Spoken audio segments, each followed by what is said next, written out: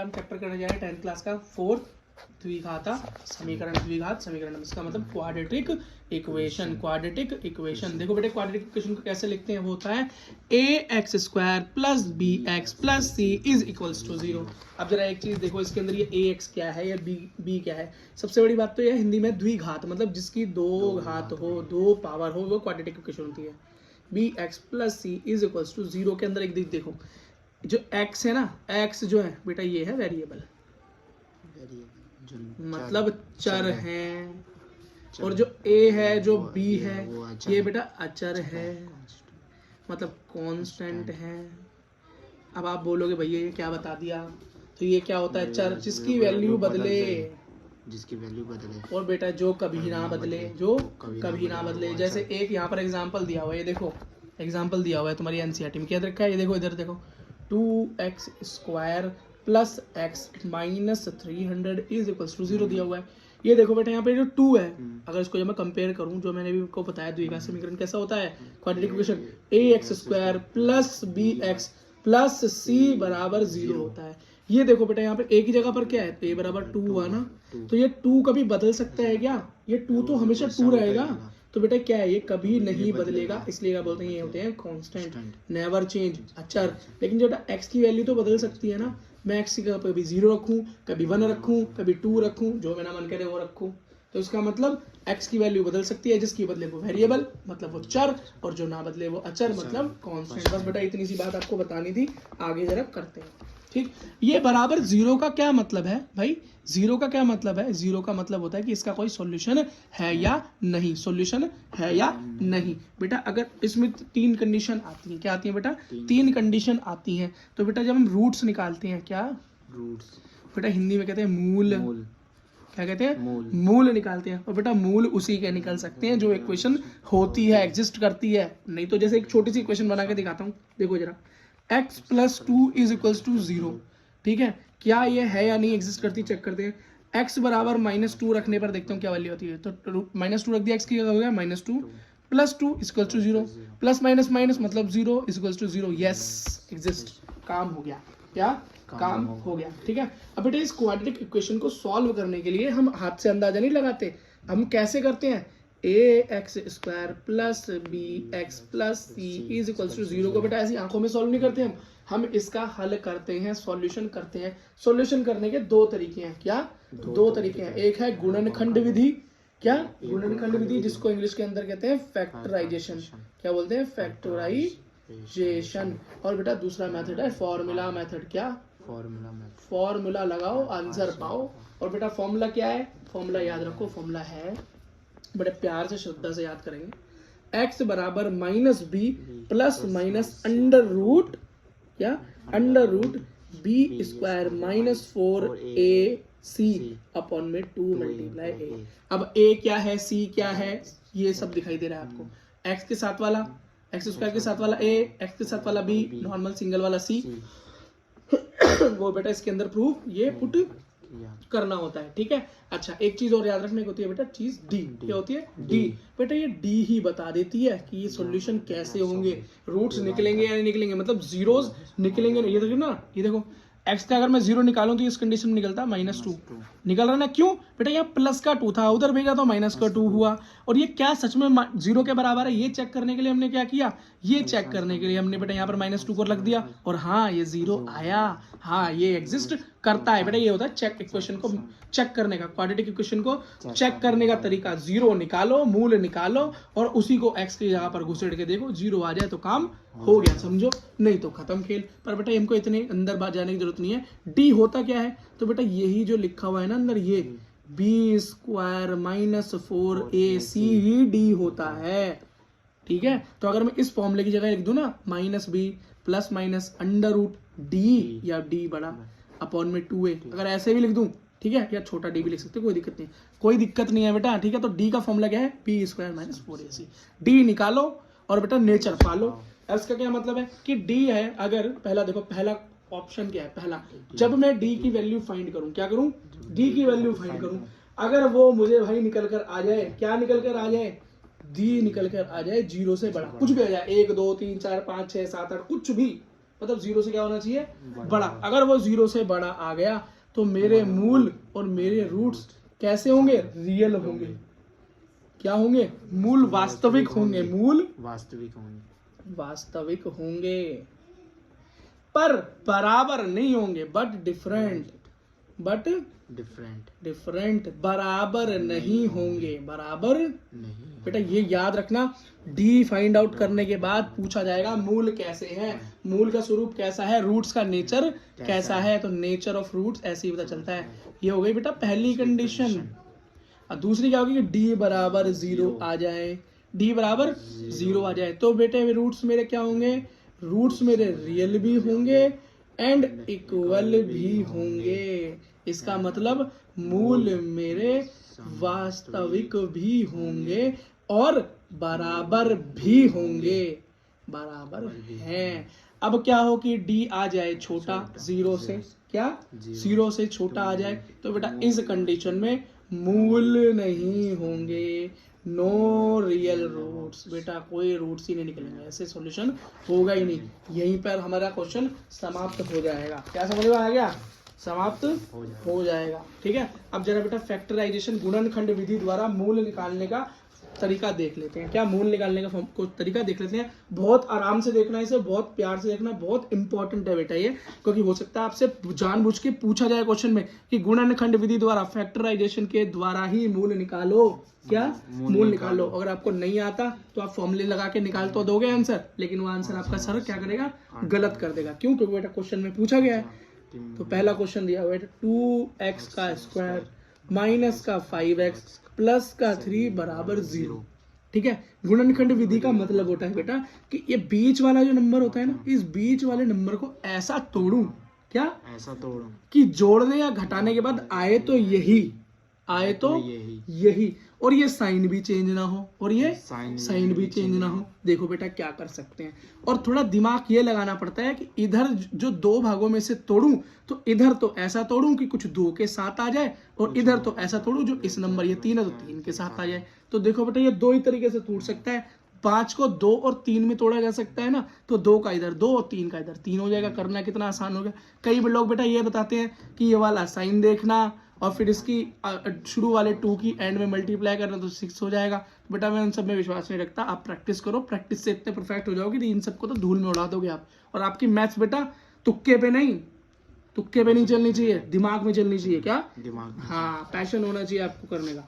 अगला देखो, तो बेटा कैसे करेंगे, 2x स्क्वायर, और डरना नहीं होता बेटा नई चीजों से, ठीक है, minus 2x minus 3x plus का 3 इज इक्वल टू 0।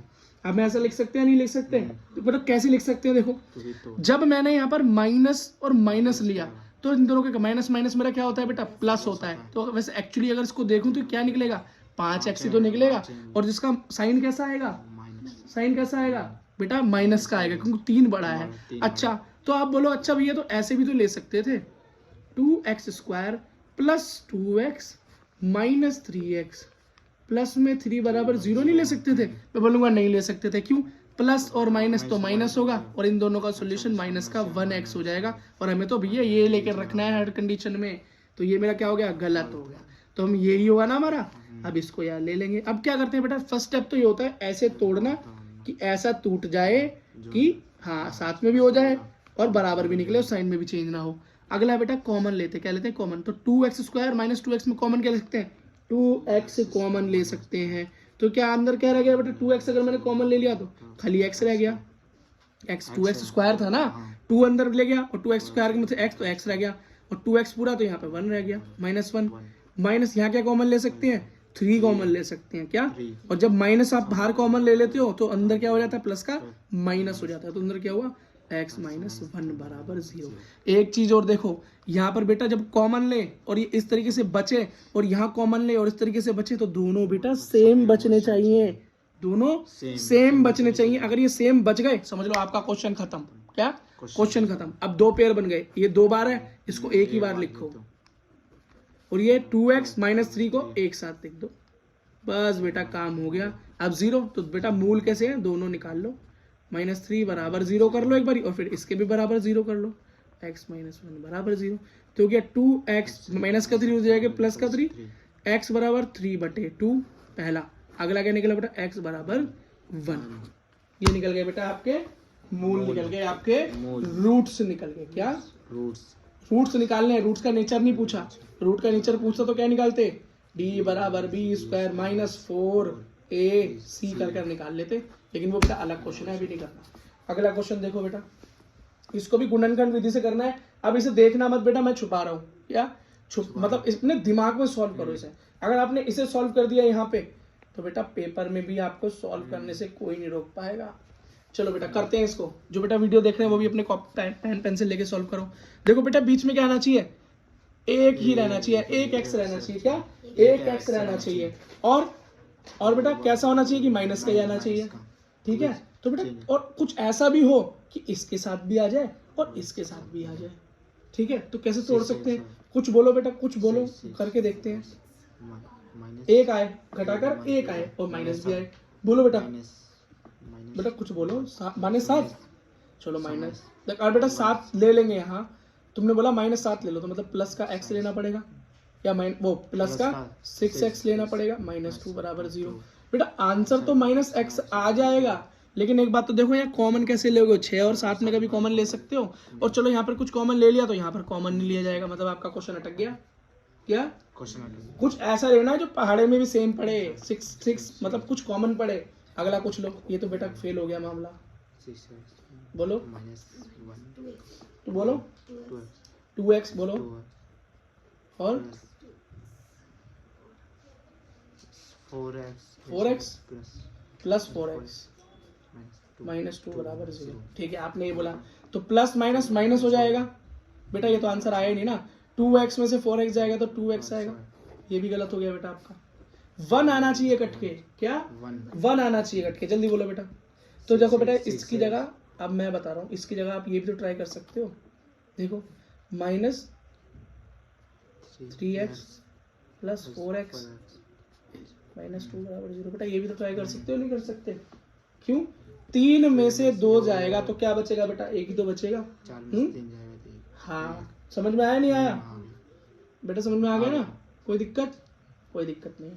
अब ये देखो प्लस माइनस माइनस करेंगे तो क्या आएगा तुम्हारा, हाँ, लेकिन बेटा अभी भी कोई गलती दिखाई दे रही है इसमें साइन में, तो जल्दी बताओ बेटा, जल्दी चेक करो हमने क्या गलती करी है यहाँ। बेटा यहाँ दिमाग नहीं लगाओगे तो आगे कैसे करोगे? जरा बेटा ये देखो, ये तो गलत है, इसको तो भूल जाओ। ठीक, अब यहाँ क्वेश्चन पे ध्यान दो।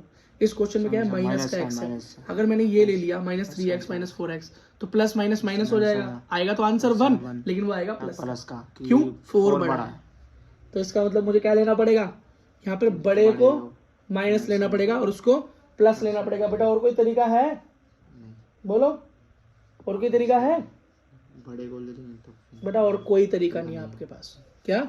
और कोई तरीका नहीं है, तो आप क्या लोगे, 6x² plus 3x minus 4x -2 = 0। यही तो तरीका है। अब बेटा कॉमन लो, इसमें क्या कॉमन ले सकते हो, 3 और 6 में 3, और दोनों में x है तो x, 3x। ये क्या बचा आपके पास, 2x प्लस 1। बेटा 3x कॉमन ले लिया ना, और यहाँ पर क्या है 4x -2, तो यहाँ पर क्या कॉमन ले सकते हो आप, 2 माइनस, और माइनस बाहर कॉमन ले लिया तो अंदर क्या बचा 2x, और ये माइनस कॉमन लिया तो प्लस 1। ये देखो दोनों तरफ सेम आ गया, इसको एक बार लिख लो, 3x माइनस का 2, 2x प्लस में 1 = 0। दोनों का बेटा 0 0 रखो। बेटा देखो अभी ना आप स्लो चल रहे हो, इसका मतलब ये नहीं आपको आता नहीं है, आप कर सकते हो, लेकिन दिमाग लगाओ, दिमाग खोलो, कितना आसान था ये। ठीक है, अब प्लस माइनस भी ध्यान रखना, आप करा ना सॉल्व, हुआ तो हाँ हाँ बोल रहे हो। ठीक है, हो गया 3x बराबर माइनस का 2 उधर प्लस का 2, यहाँ 3 मल्टीप्लाई में इधर डिवाइड में 2/3। अगला क्या होगा, 2x प्लस -0, तो 2x माइनस का 1, x = -1/2। बेटा ये निकल गए 2 रूट। समझ में आया? ठीक है, चलो बेटा थोड़ा तेज चलेंगे, क्या थोड़ा तेज चलेंगे। अगला क्वेश्चन करो। अगला क्वेश्चन है बेटा 3x² माइनस √2 6x प्लस में 2 = 0। बेटा इसे फॉर्मूले सॉल्व करने, किससे? तो बेटा सबसे पहले कंपेयर करो इसको क्वाड्रेटिक इक्वेशन से, मतलब 2 घात के समीकरण से, 2x² bx प्लस c बराबर 0। इससे क्या पता चला कि a तो है 3, a क्या है 3, b क्या है बी क्या है -2√6 और सी क्या है 2, ये ना 2। ठीक है, अब फॉर्मूला क्या है मेरा, x बराबर -b plus minus under root बेटा d अपॉन में 2a, और d मेरा क्या है, d मेरा क्या है बोलो, b square minus 4 into a into C, यही तो है। ठीक है, चलो बेटा जो जो जहाँ जहाँ है वो वहाँ रख दो। तो b की जगह क्या है -2 √6 plus minus under root 4 multiply a कितना है मेरा 3 मल्टीप्लाई c कितना है मेरा 2। ठीक है, समझ में आ रहा नहीं आ रहा? ठीक है, और b का स्क्वायर तो बेटा किया ही नहीं, सॉरी दोबारा लिखना पड़ेगा, -2 √6 प्लस माइनस b का स्क्वायर मतलब √2 6 माइनस का square multiply 4 multiply 3 multiply 2 upon में 2 मल्टीप्लाई a क्या है 3। ये हो गया बेटा पूरा का पूरा। अब जरा इसे सॉल्व करो, ये तो ऐसे ही रहेगा -2 √6 अंडर रूट में बटा 2, ये इसका स्क्वायर करने रूट से स्क्वायर गया तो ये 4 हो गया, 4 6 24 हो गया। कितना हो गया बेटा 24। समझ में आया कैसे, 2 का स्क्वायर 4 और 6 4 6 24। ठीक है, और ये क्या है बेटा माइनस बेटा माइनस ना 4 तिया 12 दूनी 24 और अपन होती है 6, ये हो गया बेटा 0। 24 में 24 गया 0 हो गया। तो x आपके पास क्या आ गया भाई 2 माइनस अंडर रूट अपॉन में 6। और भी कर सकता है बेटा ये 2 एकम 2 2 3 6, तो x आपके पास आ गया -2 और -6 अंडर रूट 3। एक ये आ गया। और बेटा मूल हमेशा डबल लिखे जाते हैं प्लस माइनस इसीलिए तो लगता है, तो एक बार प्लस में एक बार माइनस में लिख दिया और एक बार इसको प्लस में लिख देना, बस बेटा यही आंसर है। ठीक है, समझ में आ गया? ठीक है, अगला क्वेश्चन देखते हैं बेटा। के का मान ज्ञात करो। इसमें बेटा के की, ये थोड़ा इंपॉर्टेंट क्वेश्चन लगता है मेरे को, कई बार पूछा गया है। के की वैल्यू फाइंड करनी है क्या, के की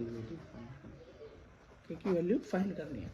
क्वेश्चन दे रखा है के x square plus 2x plus 1 is equals to 0, क्या इज इक्वल्स टू 0। इसके अंदर क्या बोल रखा है के का मान ज्ञात करो, जिसके अंदर मूल दे रखे हैं कैसे, इक्वल, रूट्स दे रखे हैं इक्वल एंड रियल, मतलब d इज इक्वल्स टू 0 है। यही तो कंडीशन थी, d बराबर क्या है 0 है, d बराबर 0 हो गया बेटा, है ना। अब इसके अंदर जरा इसको इक्वेशन को कंपेयर करो, तो A x square plus B x plus C is equals to 0।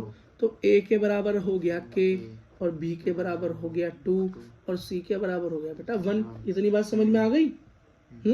इतनी बात समझ में आ गई, कोई दिक्कत तो नहीं है? ठीक है बेटा, अब क्वाड्रेटिक इक्वेशन को सॉल्व करेंगे तो बचेगा क्या मेरे पास, वैसे मेरा फॉर्मूला क्या था -b plus minus under root d का स्क्वायर अपॉन में 2a, ये तो फॉर्मूला था। ये तो फॉर्मूला था बेटा। ठीक है, अब जरा बेटा इसको सॉल्व करो, क्या करो सॉल्व करो, तो हो गया 2 का स्क्वायर मतलब b का स्क्वायर, मतलब क्या दे रखा है d होता क्या है, d होता है बेटा b square minus 4 into a into C, यही तो होता है। अब इसमें पुट कर दो और 0 दे रखा है खुद क्वेश्चन के अंदर की बराबर 0 है। ठीक है भाई, तो b का स्क्वायर मतलब 2 का स्क्वायर माइनस 4 मल्टीप्लाई a है k और c है 1 बराबर 0। ये हो गया 4 एकम 4 तो हो गया 4 माइनस 4 k बराबर 0। ठीक है, तो k बराबर 4 बटे 4 से 4 कैंसिल हो गया, आ गया आंसर क्या। तो k का मान क्या है बेटा 1।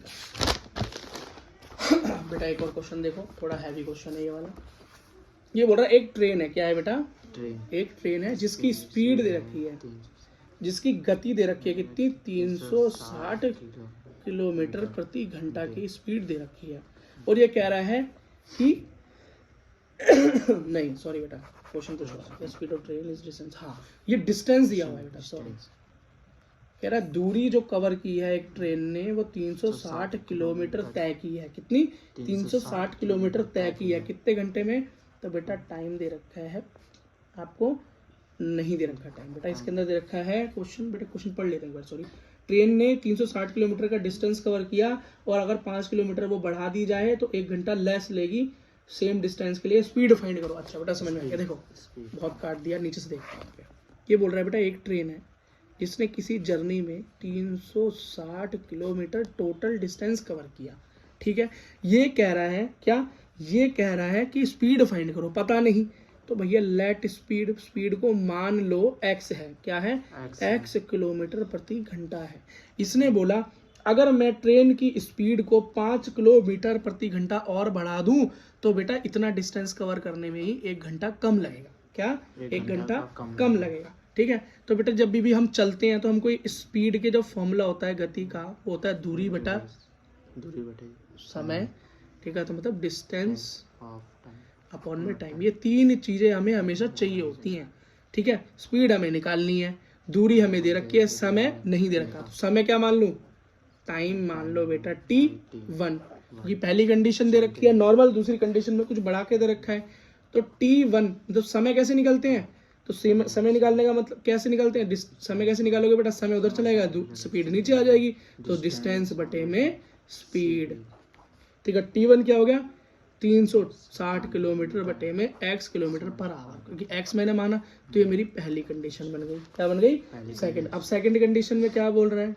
सेकंड कंडीशन में बोल रहा है अगर ट्रेन की स्पीड को मैं, जो कि मैंने माना x है, मुझे पता नहीं, 5 किलोमीटर और बढ़ा दूं, किलोमीटर प्रति घंटा और बढ़ा दूं, तो जो दूरी है वही सेम दूरी जो 360 किलोमीटर है उसे तय करने में, मतलब जो टाइम है t2, क्या टाइम है t2, उसमें कितनी कमी हो जाएगी? जो टाइम वो ले रहा है उसके अंदर 1 घंटा कम हो जाएगा, वो ऐसा बोल रहा है। मतलब t2 हो जाएगा t1 - 1, मतलब 1 घंटा, 1 आवर मान लो, 1 आवर कम हो गया। ठीक, इसको आगे यूज करेंगे।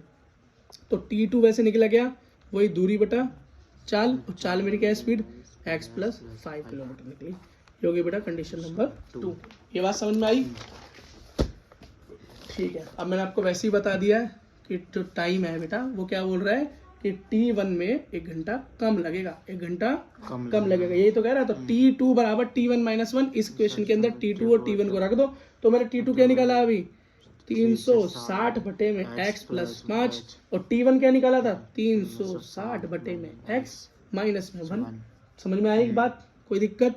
ठीक है, तो ये उधर भेज दूं, कहाँ उधर भेज दूं? हो गया 1 बराबर 360 अपॉन में x, है ना? तो 360 अपॉन में x + 5 - 360 अपॉन में x, ये लिख सकते हैं। 360 दोनों से कॉमन ले लूं, 360 कॉमन आ गया, 1/x + 5 आ गया, -1/x आ गया। इन दोनों का एलसीएम ले लूं, क्या ले लूं? एलसीएम ले लूं। तो बेटा दोनों का एलसीएम क्या हो जाएगा? x² + 5x, है ना? दोनों का अगर मल्टीप्लाई करूंगा तो क्या आएगा? x² + 5x आ जाएगा। और दोनों को बेटा ऊपर एलसीएम करूंगा तो ऊपर मेरे पास क्या आएगा? बोलो, x - x प्लस का 5, प्लस x - x आपस में कैंसिल हो जाएगा। तो मेरे पास क्या आया? 1 = 360 × 5 अपॉन में x² 5x, ये तो आया बेटा। ठीक है, इसको और सॉल्व कर लो, इन दोनों को मल्टीप्लाई करो तो मेरा क्या हो गया? 1800, क्या हो? अपॉन में x² + 5x। अब क्रॉस मल्टीप्लाई, नीचे कुछ नहीं, क्रॉस मल्टीप्लाई करो, हो गया x² + 5x = 1800। ठीक है, अब ये इधर प्लस का है, उधर इधर आके माइनस हो जाएगा। x² + 5x - 1800 = 0। ये देखो दो खात समीकरण बन गई, क्वाड्रेटिक इक्वेशन बन गई, नहीं बन गई? क्या किया? उस पूरे क्वेश्चन से हमने क्वाड्रेटिक इक्वेशन बना दी। अब बेटा मैंने स्पीड क्या ले रखी थी? x, मतलब x का मूल निकाल लो, वही क्या होगी? स्पीड होगी। वही पूछ रहा है, क्या पूछ रहा है? वही पूछ रहा है। तो इसे बेटा कंपेयर करो तो क्या? ax² + bx + c = 0, x है ये। ठीक है, तो ये समझ में आ गया।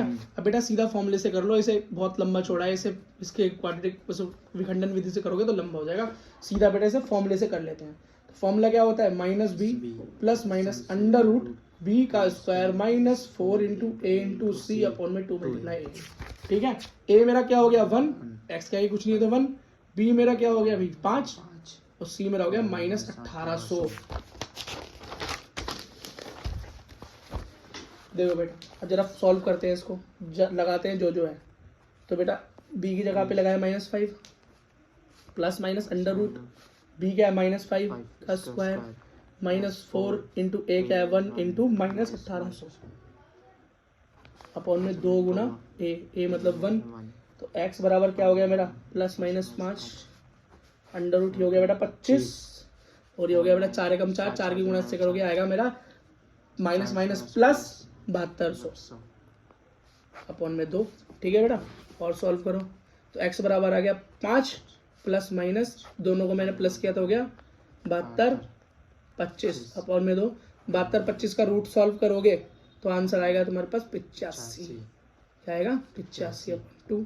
अब बेटा कंडीशन क्या है, प्लस और माइनस लगा हुआ है ना, प्लस माइनस, तो एक बार प्लस करते हैं और एक बार माइनस करते हैं, तो कर लो, एक बार प्लस और एक बार माइनस, तो माइनस, एक बार मैंने यहाँ प्लस ले लिया 85/2 और यहाँ पे माइनस ले लेता हूँ,